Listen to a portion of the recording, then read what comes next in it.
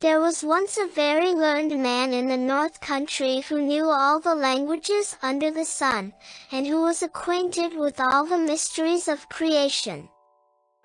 He had one big book bound in black calf and clasped with iron, and with iron corners, and chained to a table which was made fast to the floor.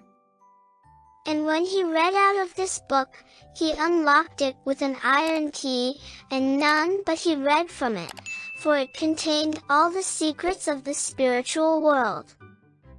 It told how many angels there were in heaven, and how they marched in their ranks, and sang in their choirs, and what were their several functions, and what was the name of each great angel of might.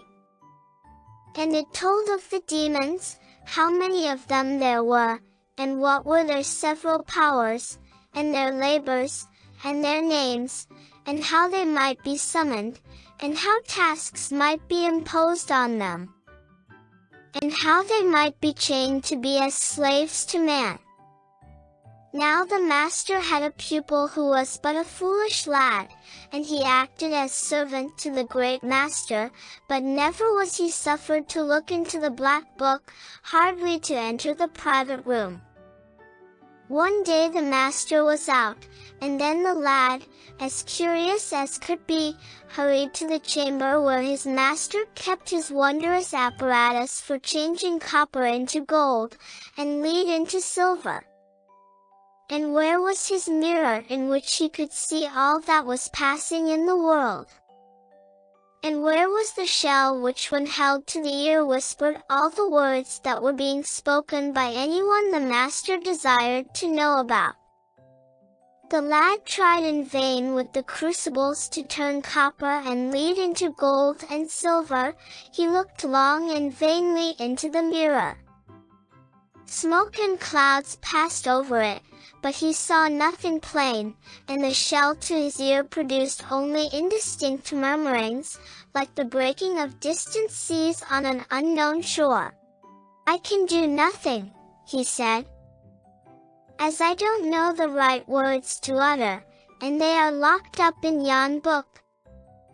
He looked round, and, see! The book was unfastened. The master had forgotten to lock it before he went out. The boy rushed to it, and unclosed the volume.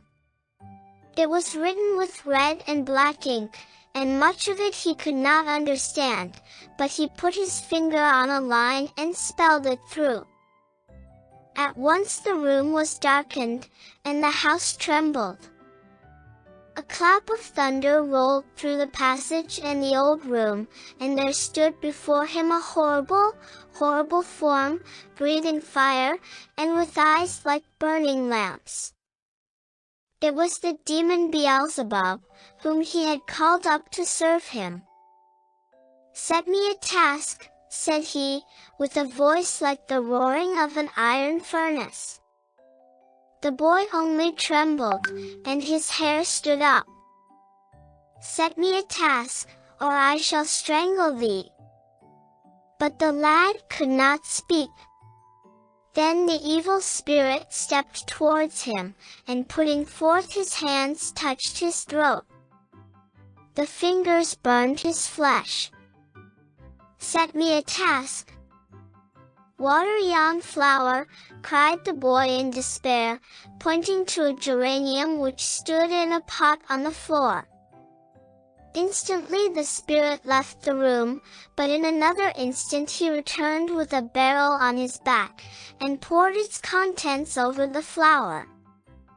And again he went and came, and poured more and more water, till the floor of the room was ankle deep.